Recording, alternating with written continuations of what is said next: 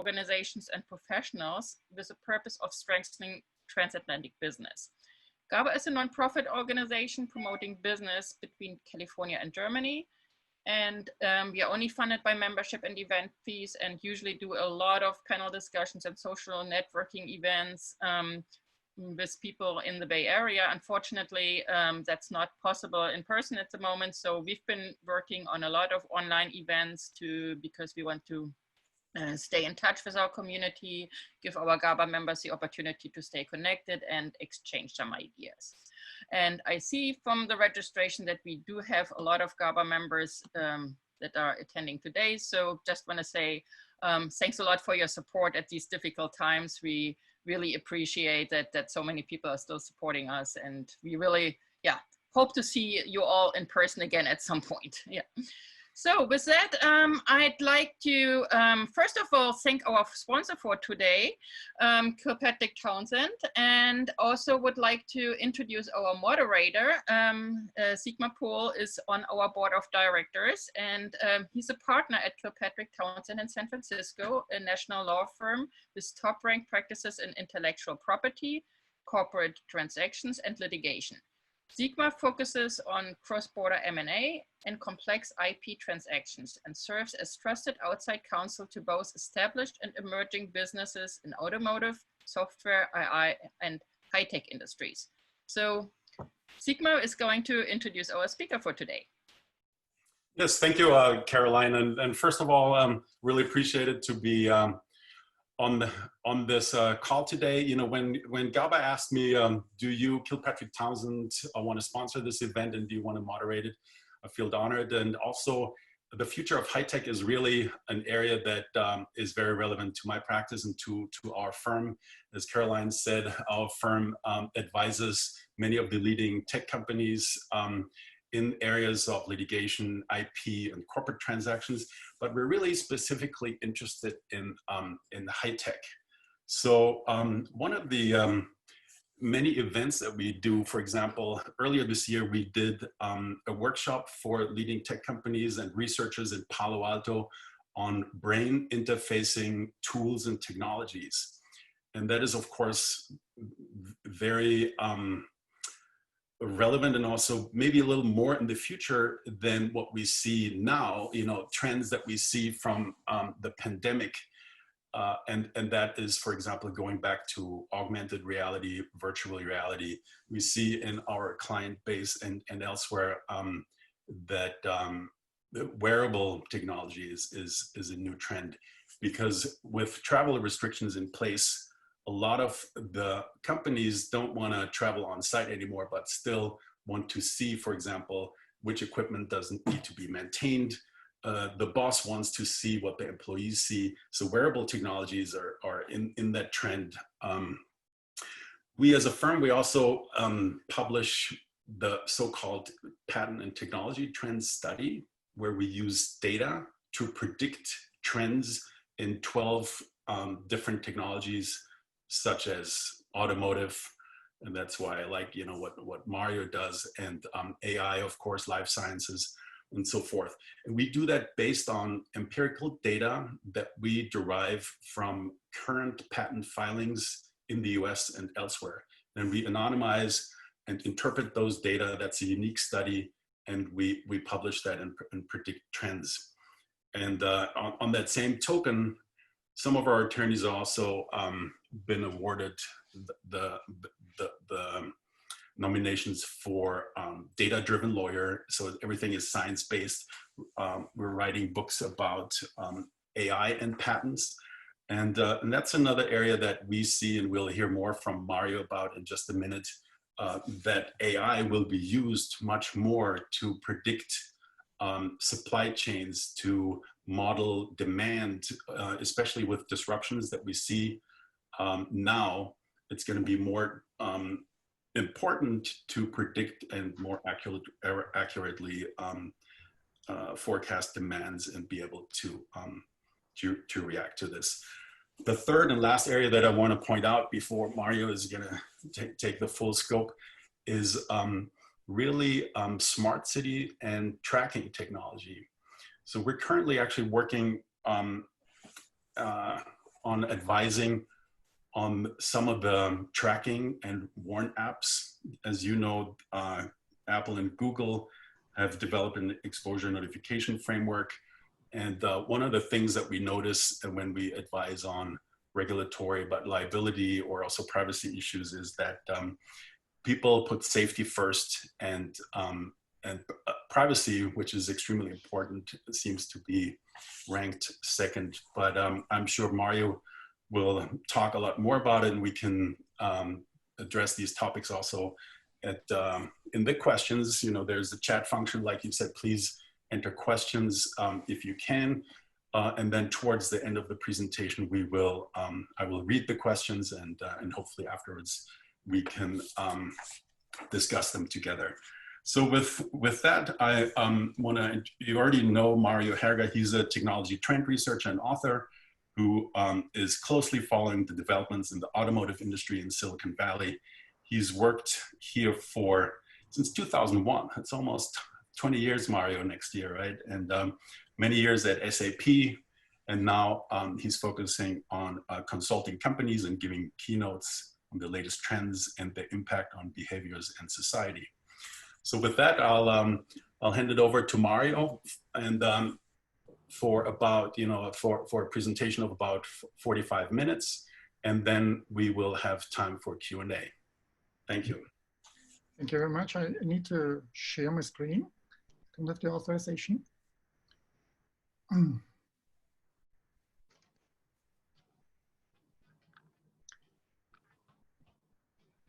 It should work now.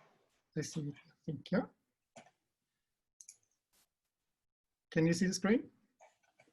Yes.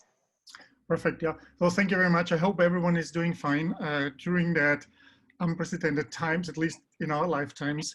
And everyone, I hope, is healthy and not getting crazy with sitting at home, not having the opportunity to travel or to meet people in person.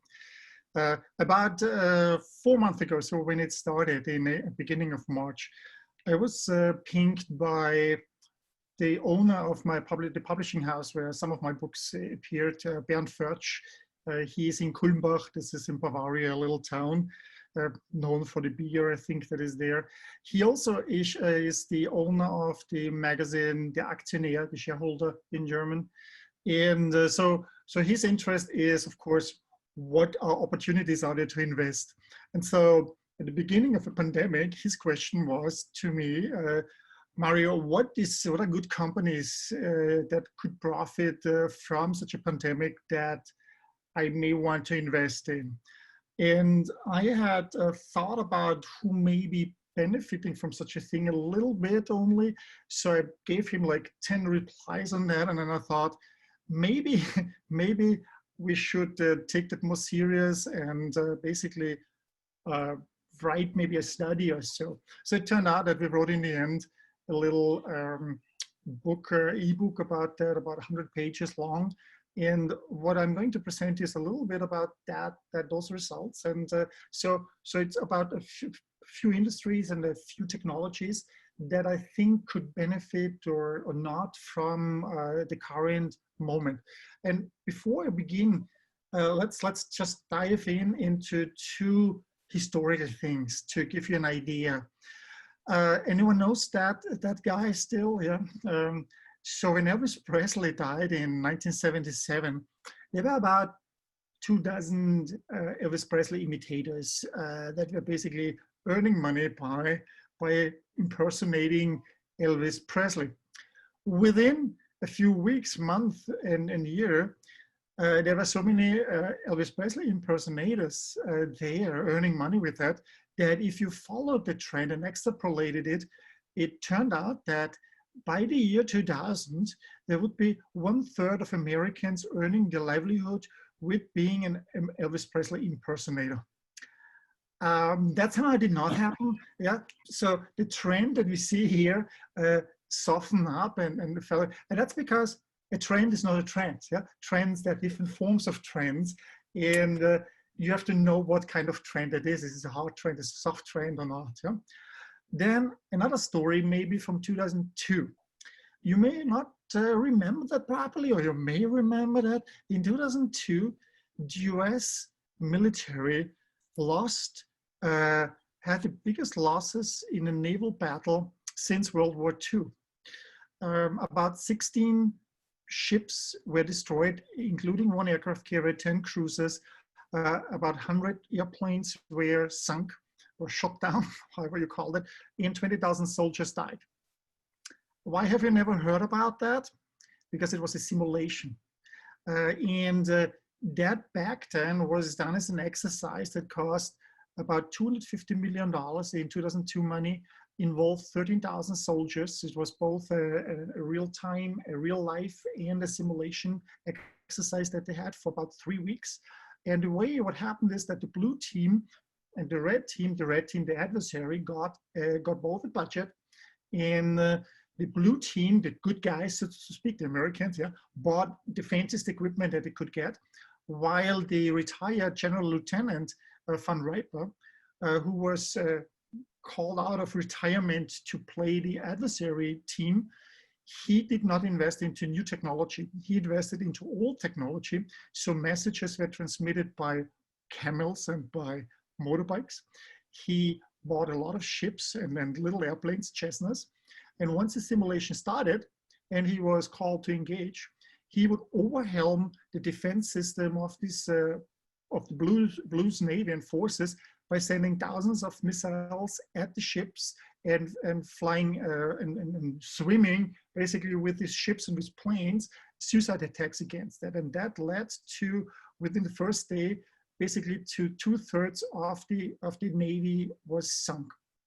Now why I'm mentioning that? Because that is a thing that's called red teaming. It's an exercise to see how adversaries could strike at you and how your strategy, your business strategy, may be working when you when you basically meet a competitor the first time. Fun fact, actually, red teaming comes from the Prussian army. The blue team were the Preußisch Blau, the Prussian blue of the uniforms of the Prussians, and they played war games, strategy games, while the adversary stones were colored in red. And this is today a strategy called red teaming, which you can use in order to kind of forecast the future. Now, when we talk about future, there are futures, there are multiple. Futures is not a singular form, it's a plural. And we are today in the present, and the past already happened. So the past is something that we cannot change anymore. But the future is ahead of us, and we can actually change the future. So we have it under control a bit. And there is a cone of possible futures that is available to us. And depending on our decisions, we can influence that. There are more probable futures, there are plausible futures, and then there are preferable futures. That's what we would like maybe to have, how the future develops. And if you look closely, you see that the probable future and the plausible future are not necessarily overlapping with the preferable future. But the good thing is we have an influence on that. So wherever we came to in the present has been a result of the decisions of us and others in the past. And when we look at the future, we have, it's like a tree. Depending on which branch and at which node we are making a left or right turn, we have the future under control. And once we made a decision, other futures become less likely because you have to overcome that jump.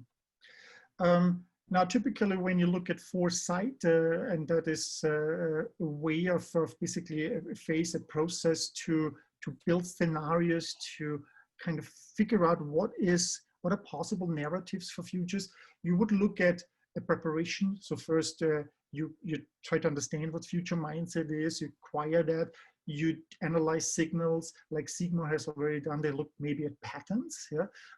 You look at conferences, you look at experts and talk to them. You get insights out of that. And then once you have an insight, what could be, you make an action plan.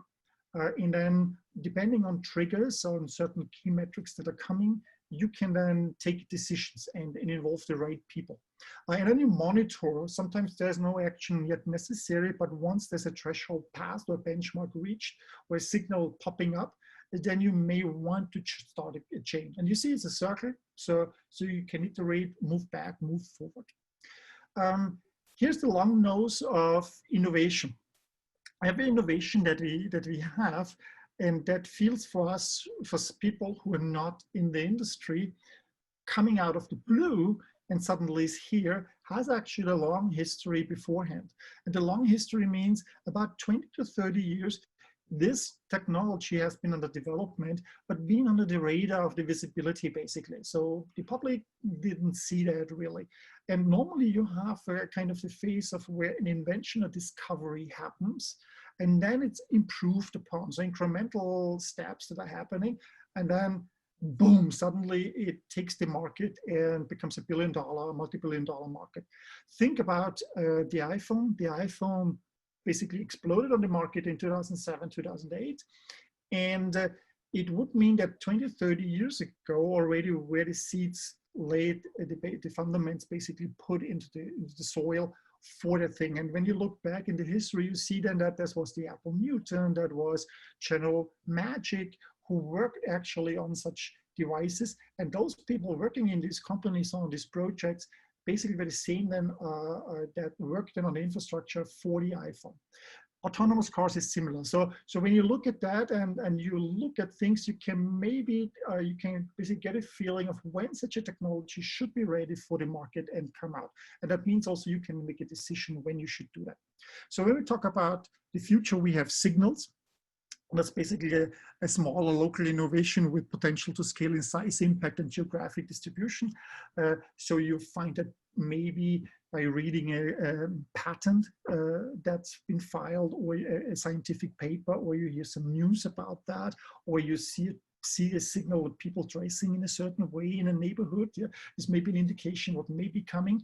And then it turns, when more and more of those signals come in, it turns into trends. But trends are the different forms. There are signals, there are emerging trends, micro trends that stay, there are exponential trends, that basically shoot up exponentially. You have meta trends, key trends, pseudo trends, trend breaks, like the anti-baby pill was a trend break, no babies anymore. So suddenly this trend of more and more kids disappeared. And you have to know and understand which trend are we looking at. So you have to figure that out, categorize that. One of those mega trends that we're seeing, and if you're familiar with the Singularity University, you may have seen them. They are demonetization, digitization, decentralization, democratization, devaluation, dematerialization. These are mega trends that have been going on now for quite some time, and we talk about not just about years, we're talking about hundreds of years. Dematerialization, just to give an example, when the first beer can was introduced, a half-liter beer can, the metal that was used had about 100 grams of weight. Now in 2013, we have the same half-liter beer can only weighs 16 grams. So we use less and less material. Actually, cars, if you strip out all the technology that we've added since the 50s, the cars would be much, much lighter. Yeah, we learned a lot more, we put more brain power into that thing, and every tool becomes lighter. So when you look at those of you who remember rotary phones, yeah, and you look at an iPhone, it's much lighter than a rotary phone, and it also has way more functionality than in the past. So these are trends that we see. Demonetization is a trend actually that we see accelerating now during the pandemic, but it will come to that one. So we have signals, we have trends, we have mega trends, we have big shifts, and we have events. And events could be really something like a nuclear power explosion, like Chernobyl, that basically accelerated the collapse of an empire, the Soviet Union, or a financial crisis, or a pandemic. So these are big events. They are partly predictable, yeah, or at least we know that they're coming, so we could prepare for them. So they're not necessarily black swans, but they are definitely changing a direction or accelerating certain trends and stopping others. So after this little introduction, let's move into some of those industries and technologies and take a look at that. So while we're sitting all at home, you are changing habits. Yeah? You may not have been in a cafe anymore. I'm from Vienna, so I love being in a cafe and having a croissant and good coffee. I haven't done that for now 4 months, and that's a very tough thing for Viennese, even in Silicon Valley. And you may realize that actually sitting at home is much nicer and working here than from the office. Yeah. With all the colleagues interrupting and not being in traffic jam, if you have, of course, a home that allows you to work properly. And here we need to introduce the concept of habits. And Nia Eyal or Charles Duhigg have talked about how behaviors work. So normally you have how you acquire a habit. That means if you want to go jogging regularly, you need to give yourself a trigger, a cue signal, and then you do the action, and then you reward yourself maybe, and then you basically repeat that cycle over and over and over again. And after about 20 to 30 days, or 20 to 30 repetitions of that, it becomes a habit. Your body, you personally, will be looking forward, or maybe you will be preparing mentally at least to do that activity. And once that habit is changed, you stick to that habit. And that means now working from home or being locked down at home, definitely after 4 months has changed your habit. Yeah? You may have different routine now, and very likely have a different routine than you had in January and February. And some of these routines will stick. And if you can move on that, then you have an opportunity to change larger things, and maybe if you have a technology or product to sell for that habit, that you benefit from that. Now, normally we look at the drivers, key drivers for such changes, and then we create scenarios of that. For example, about how would be learning seen? Yeah? Is it something that where technology empowers it or frustrates it? So this is very accurate at the moment. For example, a lot of kids have to learn from school. We cannot attend classes. University students have to stay at home as well. And is technology something that helps you or that frustrates you? And is this something where you're learning by yourself? Or is it something where you have a teacher or you require a teacher? And you see already I can do in this matrix 4 different scenarios already. And if I have more drivers and influences and assumptions that I have here, I can create quite a number of scenarios. Not a single one of them is going to happen, but parts of that are going to happen probably, and altogether give me a good idea of where is an opportunity for me, or how should I maybe do something today already, make a decision today for the next. Maybe one other concept is that the so-called futures wheel. That's a technique to look at the impact of technologies that we introduce. And we're talking here about first, second, and third order changes. So first order change is something that we intended with the technology. Yeah. So self-driving cars, fewer accidents. Yeah. That is something what we intended. But then normally there are other changes, second order changes that come with that were less easier to predict. In that there come changes that we never could predict that they may happen. I'll give you an example. The Sputnik in 1956, when it was launched the first time, it flew around, yeah? And in the end, what happened is that it was used to geoposition submarines so that they know how to recalibrate their codes to hit their targets. So the GPS system came in there. And who would have predicted from the Soviet scientists who shot up that Sputnik that their Sputnik will be a reason why Tinder or Yelp work? Yeah, because I wanted locally. So this was unpredictable. It's a third order change that we could not foresee, or that, for example, by having the Sputnik, a space race came, we landed on the moon, but we actually started an ecological movement because we realized by flying to the moon, looking back at the Earth, how vulnerable and fragile Earth is. So let's go now to technologies and industries. And let's go into robots. I'm not sure where you live or if you've seen them. Beginning with the pandemic, more cities than before suddenly had those little robots popping up. So if you're in Mountain View didn't have delivery robots until March. Suddenly they're here because people had to socially distance. You couldn't, it is a risk factor for Uber Eats driver to deliver the food to you. And so suddenly robots are here. And then the CES back then in January, I saw also this robot that basically comes and walks to your patio and delivers. You couldn't go to a shop to buy something, so you had to order that thing. And we realized that human contact was not what we wanted in such a situation. So suddenly robots are at the forefront of our interest.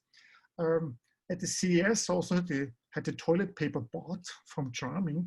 So I'm not sure what Charming already knew about our requirements or our request or demand for toilet paper, but apparently there is a toilet paper bot.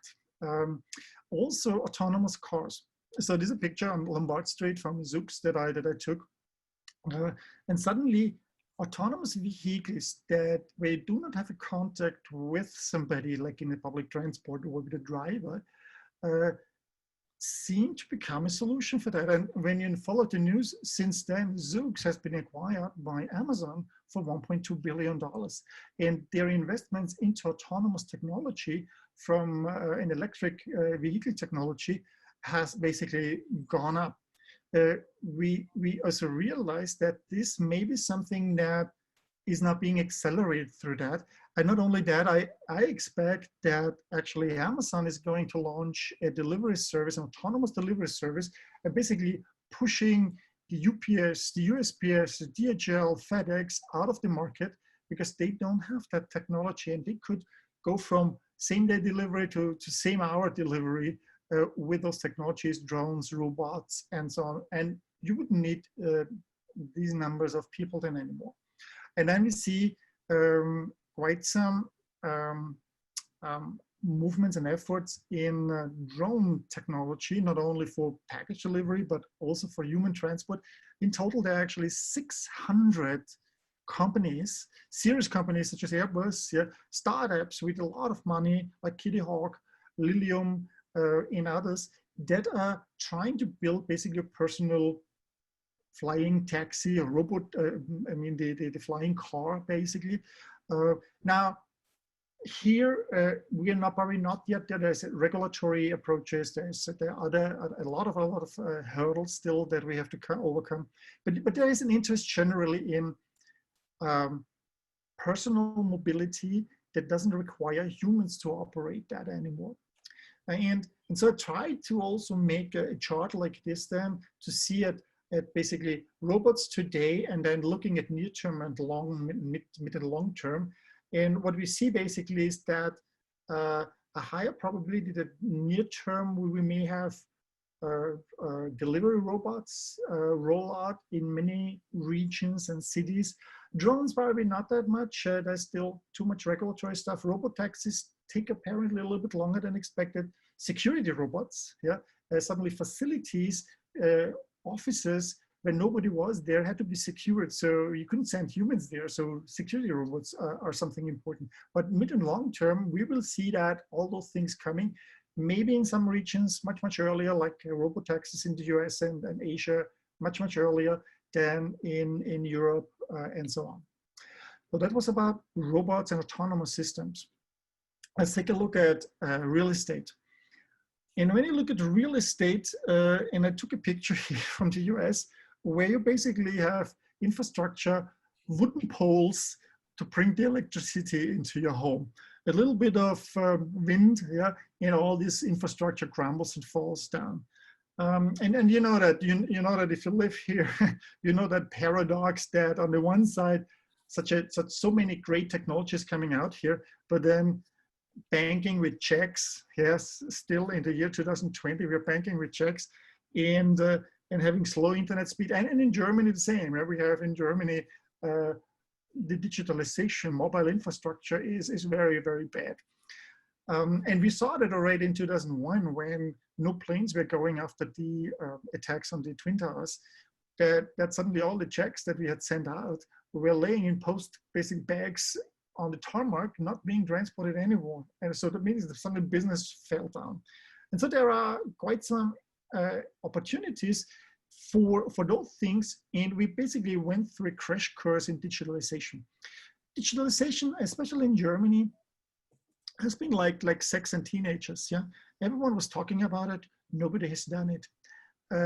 So when I saw them the first time, those in my social media streams, those pictures popping up like these, with the people posting, oh, we did the first video conference. I was dumbstruck and sat there and thought, wait a second, since I've been in the US, 2001, that was the only way I could talk to my colleagues in Germany, in Israel, in India. And in 2020, for a lot of people, a video conference is the first time that they experience that. And I was wondering, what have you been talking about at all these digital transformation conferences for the past years? If not, so there's apparently a gap between what people are talking and what people are really doing. But with that, for example, that company, Zoom, which we're using today, which is in San Jose, and Eric Yuan is a great guy, went from 10 million users in February to over 300 and 500 million users in just a matter of months. The evaluation shot up, and there are even now basically words that went into the global dictionary, like Zoom bombing, or jump on, I'm Zooming right now. Yeah. So all these things, and that means also this company has made it.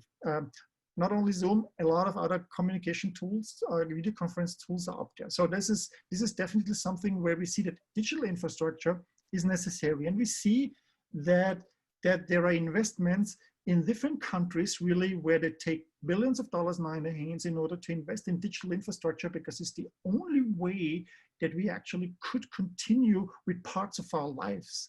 And many people had to use it the first time. Grandparents, generations that may have not used that before. So we see that our broadband internet will be something that needs to ramp up. Mobile networks, 5G, we are talking about that. Yeah, has to come. Connectivity, I'm a little bit more skeptical. The smart city in the sense of smart streets, smart infrastructure, there's still a lot to be done. It's very expensive. The value, we will see where the value is for that. Not necessarily for cars, I can say that much, but for everything that we need for working from home, for educating ourselves, staying in touch with everyone else, becomes now way more important that we roll it out not only in the cities, but also really in the urban area, in the rural areas. That also means working from home, that suddenly you may be looking at your next apartment or your next home. Is it possible for me to do 2 days a week working from home? Is that fit for that? Do I have the infrastructure there? Do I have the furniture? Yeah. Have you tried to buy a Herman Miller chair in the last month? I tried. It was almost impossible because everyone is sold out. Everyone bought stuff in order to work from home. My wife is a doctor. She has worked from home, but it was basically in the evening doing charts while Netflixing, chilling in front of Netflix. But now she figured out that the desk that she had was not really great for sitting for long times. And so she bought additional pieces and parts and spent probably another $500 just to fit it. And she got a chair for her birthday, a Herman Miller chair. That's why I know the experience, that you can't get a Herman Miller chair at the moment.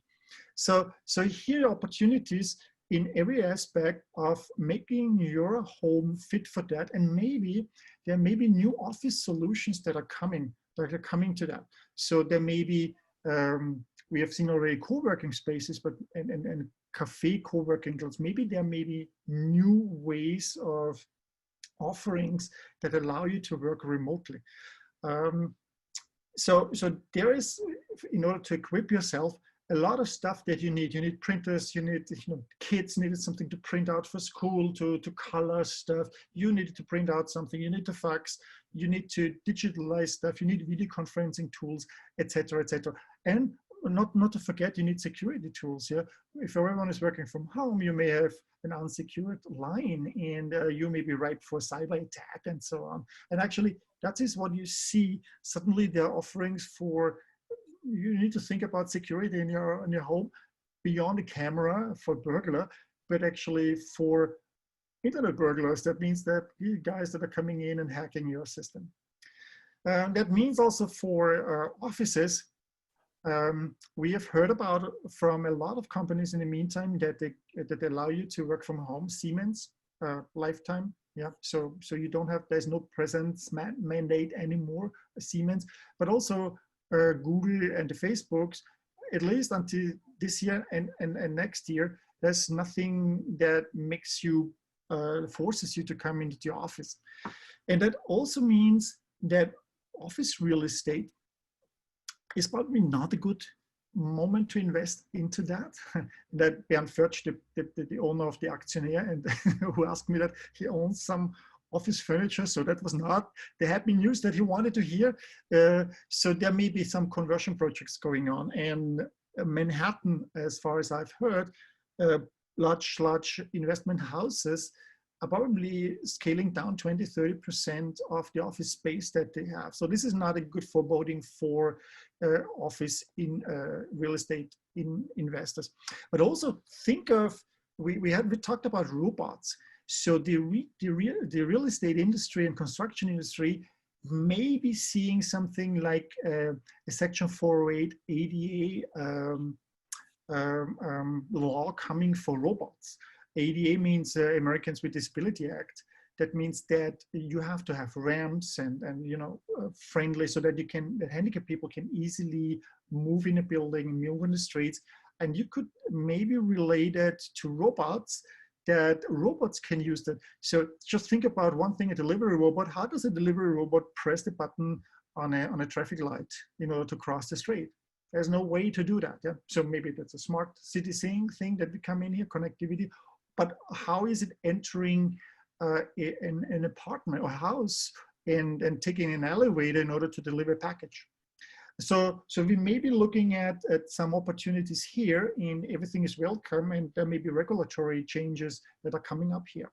So when we look at that, that may be the opportunities to look into, if you have technology, if you want to invest into some companies, to look at, is this something that may be here a good opportunity for us?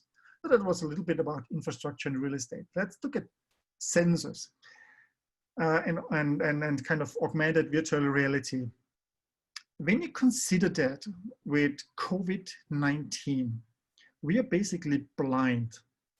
We can sit across each other and do not know that this person has that. Yeah.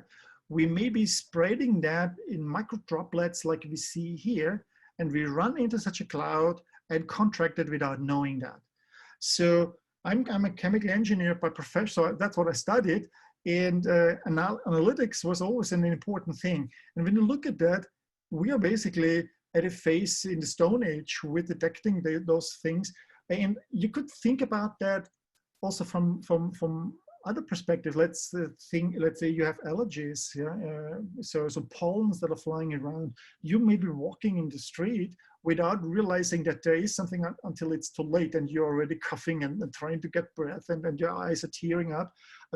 So if you had, let's say, a way to detect that, why not use that? So this is not, these are some of these opportunities that we have. We could do that for tracing, let's say, illegal substances, explosive substances in airports, or border control, or detect bad things on your land where you grow some stuff. Yeah? So there may be quite a number of opportunities, and this could be done through such augmented reality glasses that have detectors, that have lasers and different means to detect those things, and basically warn you and tell you, okay, here you have to be careful, don't go that street if you have an allergy, because there you will be feeling very badly about that. So, and here we are really at the beginning. The way we are detecting stuff today, depending on the mechanisms, chromatography, laser detection, mass spectrometers, is not really coming together. So this may be something like a tricorder, like from Star Trek, that we have a visual tricorder that allows us to detect multiple harmful substances in the air, pollutants, that we can try to avoid, or people with certain diseases and so on. So there's, I think, an opportunity in that space. which brings us to contactless payments and everything contactless. Have you used cash recently?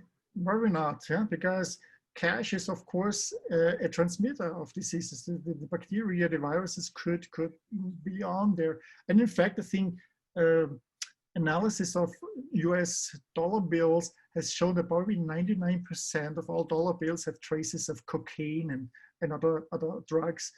So you see how that sticks on it, yes? Now, if you go to Germany or if in Europe, you realize that this is still a very much cash-based society, and that has changed. Suddenly you pay with credit card, debit cards, you pay with your phone in order not to touch such a thing and sign such a thing. And then we have China, where 800, 900 million people are already using WePay or Alipay, directly connected to their bank accounts where they do not pay any transaction fees. And so you go to a farm, to a farmer's market, and that's how you pay there, by sending the QR code. Or even the beggars, the panhandlers, are doing that. Yeah, they are here and having their QR codes, and that's how you pay them. Also, holographic displays that allow you to press a button in an elevator where not touching anything is something that can help you avoid touching surfaces that may have pollutants.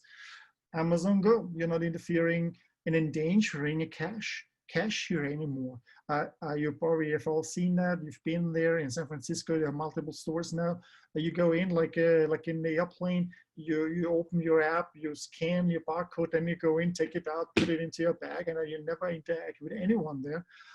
And with a pandemic like this just accelerates or becomes way more interesting for way more people, because they saw that they endanger their own people. They don't have the infrastructure. They have to all this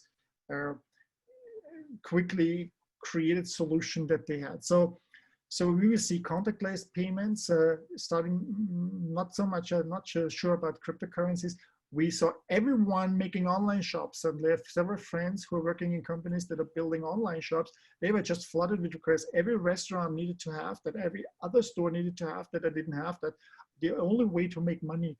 And then digital service fulfillment centers that are also coming in there, which is already basically a lot what I wanted to say. Just to give you a little glimpse of that, I wrote more about that in a book called Corona as a Chance. It's in German, sorry for that. It's an ebook available on Amazon. And there I have went over probably about 20 technologies, high-tech techs and industries to give you an idea of that. And I have other books where I focused more on certain industry, like for example, Letzte Führerschein Neuling, the last driver's license holder, both in German and in English available, where I look at the automotive industry, autonomous cars, electric cars, sharing systems and connected systems, and do some forecasts on how this could develop. Also, how the methodology works is in my book, Foresight Mindset. That's kind of a workbook with a lot of templates that I've shown you, like the Futures Wheel, the story of what Elvis is in there, and about the Millennium Challenge, and explain there of how you can, for yourself, for the industry that you're interested in, for the technology that you're interested in, kind of create a forecast or get a better understanding of where it might be going, what might be opportunities, where you have to do actions now. And then my recent book that came out as a print book is Wenn Affen von Affen lernen, When Monkeys Teach Monkeys. It's in German. It's about artificial intelligence, how we should look at artificial intelligence and how it makes us more human. If you want to get in touch with me, here's my email. Here's some of my websites where I'm blogging about different types of topics, giving you ideas. And basically, that's already everything on this talk. We can now move to the Q&A session. And thank you, Gaba. Thank you, everyone, for helping me and inviting me and organizing that event. So let's go back and open the floor for questions. Yeah, great. Thank you, Mario. This was really interesting. I like that you had this general introduction about researching future and trends, and how as time progresses, certain futures, alternative futures become less likely, and walked us through typical cycles for innovation, including how events like the pandemic can influence or really change them around completely, and then walk us through all the trends you saw in the different industries. So I want to open up for questions. You know, if you have more questions, please enter them in the chat. We already received a number of questions before today, and I'm going to go through them basically in the order we received them, and then Mario, you can see if you can comment on them. So the first one we received was very practical. Are there current job openings for young professionals in the AR field, and how can they best be sourced? So that might be for a specific opening, or also do you see trends that there might be jobs in the AR field? Yeah, so I'm not a specialist in AR and VR, yeah, but I've given you a little glimpse of that. So what I've noticed, what I've seen looking at that, meeting the people in that space, the few people that I've met, there was a lot of excitement, or is a lot of excitement in augmented reality, virtual reality. Virtual reality specifically, I think, is kind of looks for me like a technology that's looking for an application, and where it was mostly being used had been really in video games and so on. Now I realized with the pandemic, people were suddenly using that for virtual traveling. Yeah, so a Japanese bus tour operator had people come together because they cannot travel at the moment, and then put a virtual reality glasses on their faces, and then they were basically walking through Paris together like this. I think what I've also seen is in the past, you may have heard about Second Life. Yeah, that was a big hype back then, and I did it once in a presentation slide, and it actually added a lot to the online meeting feeling. It actually gave something. So I could see that these things may be helping there too. Now, specifically augmented reality, I talked about the sensors here. We all may have experienced or seen the failure of Google Glass. I wouldn't call it a failure, actually. It gave a lot of ideas of how you can use it and how you cannot use it. And there I think, are some great ways to use that in the industries, in manufacturing, for example, or in such cases like in now medical healthcare, or maybe personally as a personal device, if you are suffering from a condition such as allergies against certain pollutants, or if you're working in cleaning services, where it suddenly becomes super important that everything is disinfected, and that stuff may help you to identify surfaces that have still pollutants on that. And we haven't looked at that because we didn't have the need. Now we realize it's actually very important to have that. And with that, I think once this becomes a standard, and the technology is getting so small, you know, that it's not intrusive anymore. It's in your glasses, or it may be on some other things, and maybe a patch that you just put on your cheek, that this may help you to understand way more, and a new field of technology that comes up there with new applications. Okay, great. No, thank you. So the next question, I think you already touched upon in your presentation. It has to do with infrastructure.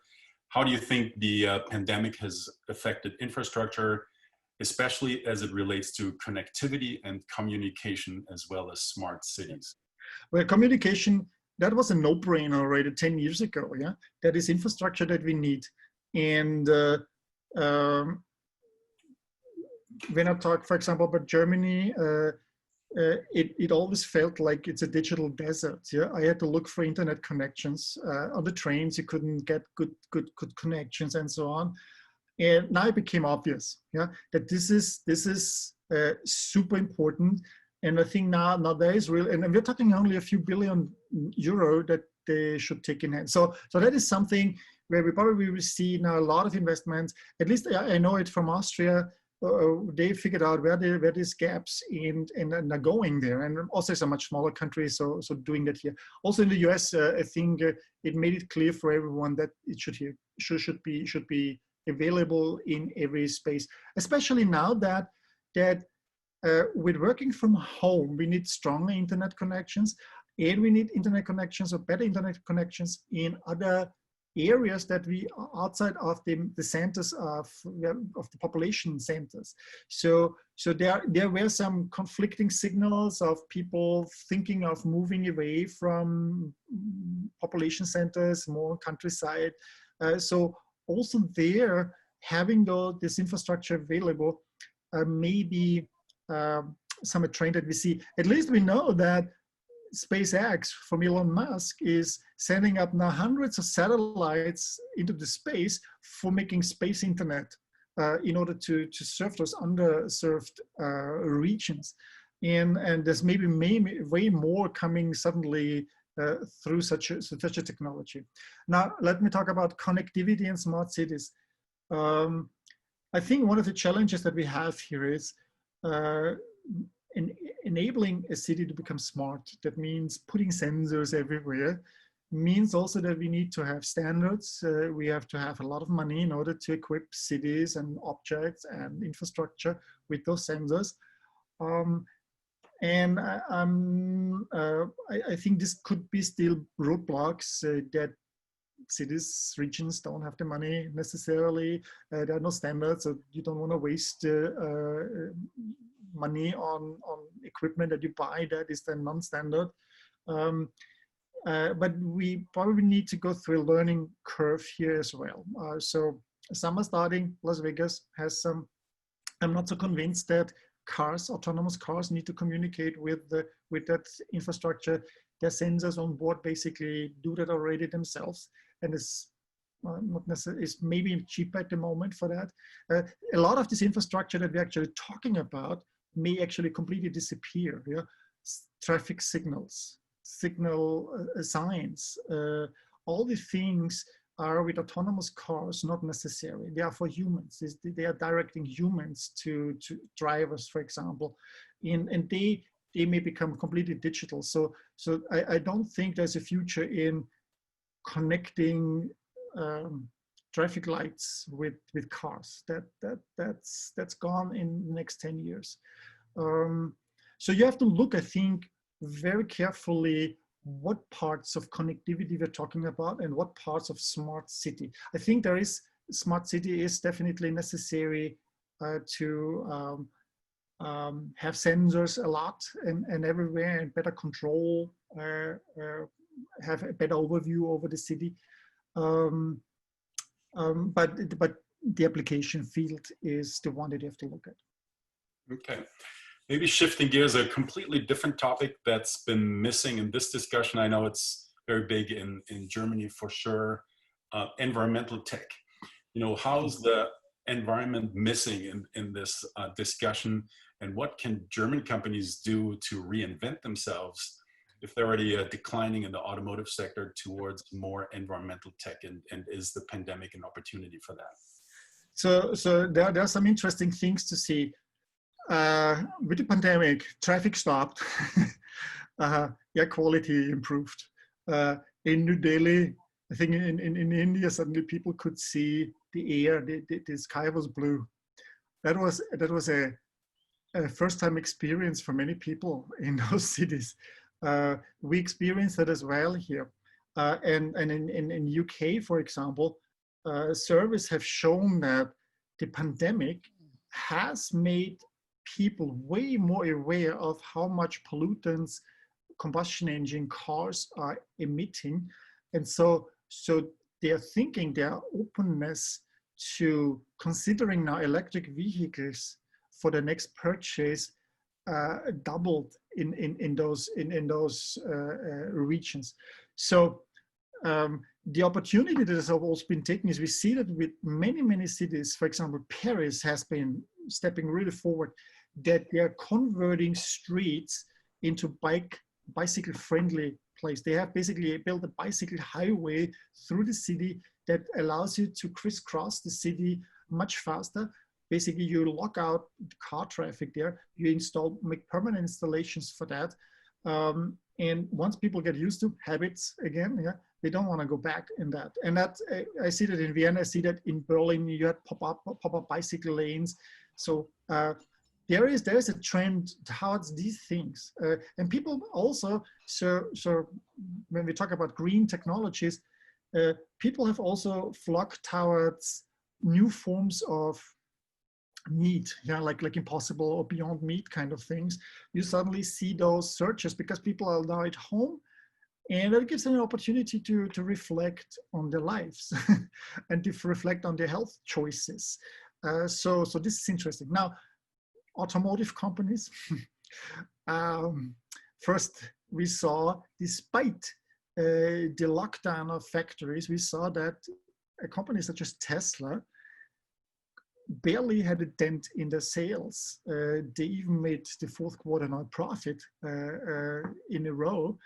They are the most valuable car company in the world, 6 times as much worth as, for example, Daimler, yeah, and this kind of companies. And then you see initiatives like the German subsidy for cars, for buying cars that are only valid for electric vehicles. That means that closes out almost every German manufacturer because they're not having really much offerings here. So it has been very difficult. It has now accelerated. For the last years, they had been going on like this. They were very happy with sticking on the combustion engine car. Whatever they did in electric vehicles and plug-in hybrids, those were compliance cars to fulfill a regulation. Yeah, so there was not their heart in there. And now they are basically being punished. You've heard about the numbers. Daimler wants to lay off 30,000 people. MAN is laying off 6,000 people. So you have layoffs across the board. Last year already we had 100,000 people being laid off. Now, not everything is about the conversion to electric vehicles, but this now accelerates. There's also a mandate now in Germany to have electric vehicle infrastructure at all gas stations. So finally, there is something happening there, and that is a very strong force. If the German car companies can survive that, I doubt because of historic reasons. If you look at what Clayton Christensen, the Harvard professor, the late Harvard professor who had coined the term disruptive innovation, figured out in his research, was that the top 10 companies that were here, they were dominating before disruption. After the disruption happened, 50 to 90% of these companies were gone.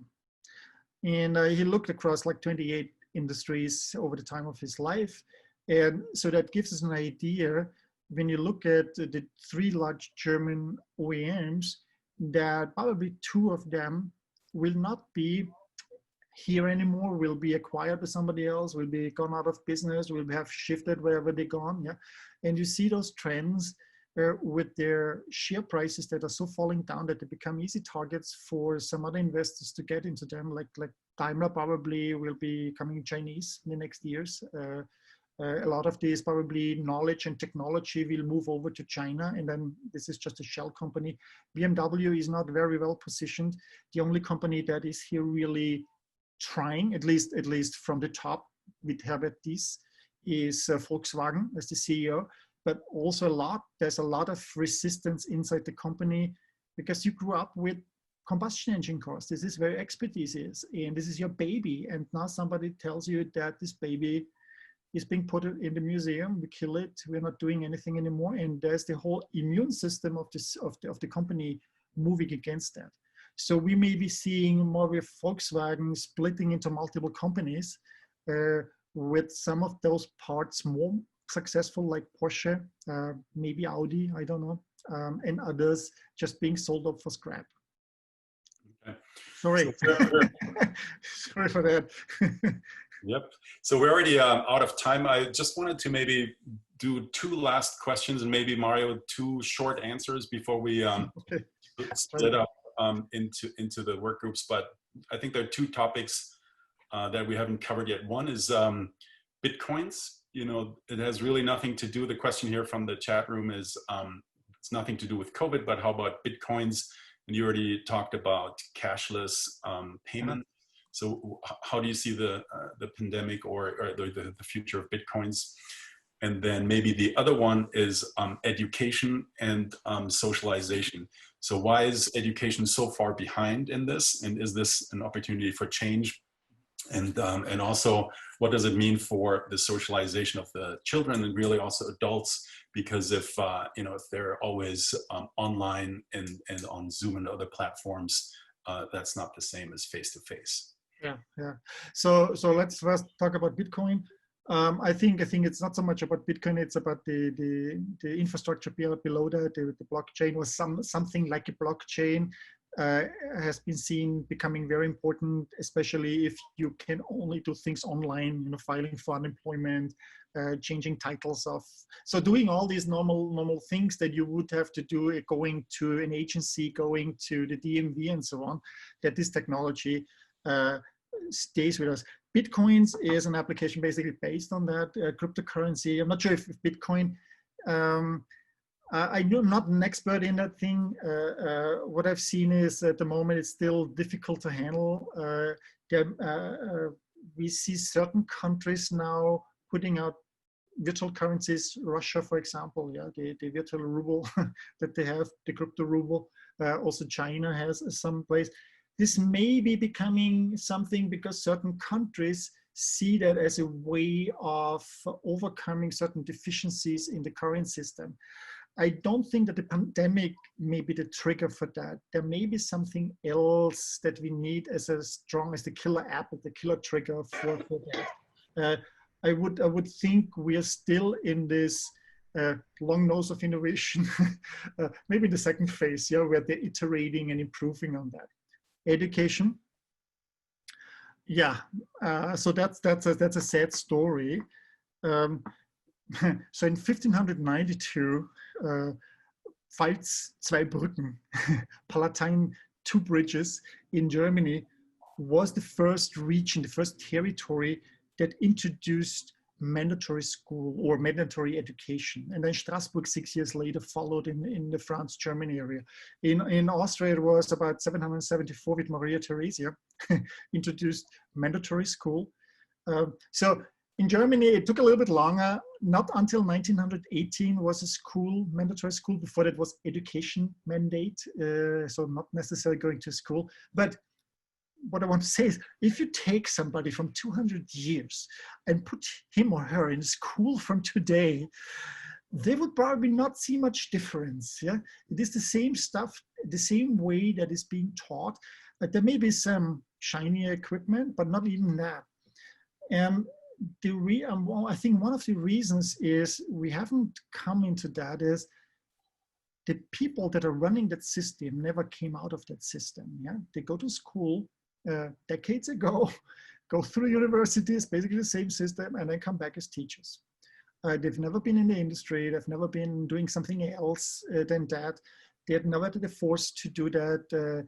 So there was no incentive to go and do that. And then it tends also that, especially is my feeling, teachers or certain demographies are very proud actually of their technophobia.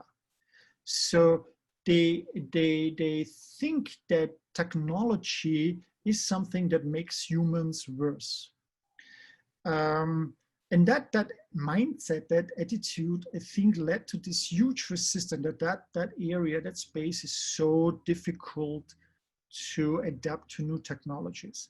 Now technology alone, and when I talk about technology in the specific case, I'll be talking about Zoom and digital technologies, is not the solution for every learning and education problem that we have. It's a tool, that helps you to do certain things better, certain things others. We are living today in a society that we need technology like this to be able to take a job, hold a job, create jobs, basically make your life connect with people. Technology itself does not replace, of course, human contact, never. Technology, communication technology like this one, like the telegraph already, like the phone, like the letter, like the postcard, actually helped us, gave us even more desire to meet people in person. But now we could meet people that were basically interested in the same topics. If you just consider, if you're a little bit older, you remember how much a long distance call cost. So this was a big thing to call maybe the grandparents, yeah, in another country. Today, we're sitting here, it costs nothing for us to do that. We are meeting here in a pandemic, we're meeting here as people interested in a similar topic. I can do that. Just imagine that 40 years ago, having 40 people join in such a long distance call, we had spent hundreds of dollars on that thing and probably had not had that thing. And we know now, we probably want to meet after the pandemic is over a coffee and croissant in a cafe somewhere in Palo Alto or somewhere in, I don't know, in Berlin, yeah, wherever you are. We realized that this helps us, and now schools had to go through a digital crash course. What the biggest problem here is really that the mindset of the people and the education of the people who are educating, that we need to bring them into the 21st century so that we get the kids prepared for the 21st century. That's it. Very true, very true. Thank you so much for all your valuable insights and comments, and I think we all learned a lot. And now it's time to split up for networking in different groups. And Michaela, I think you said we're going to be randomly assigned to different groups, but first of all, thank you, Mario. Very much appreciated, very interesting. And if there are any more questions, I think people can also email you. The email address was in your presentation, and if not, GABA will forward emails as well. Thank you so much, and now let's do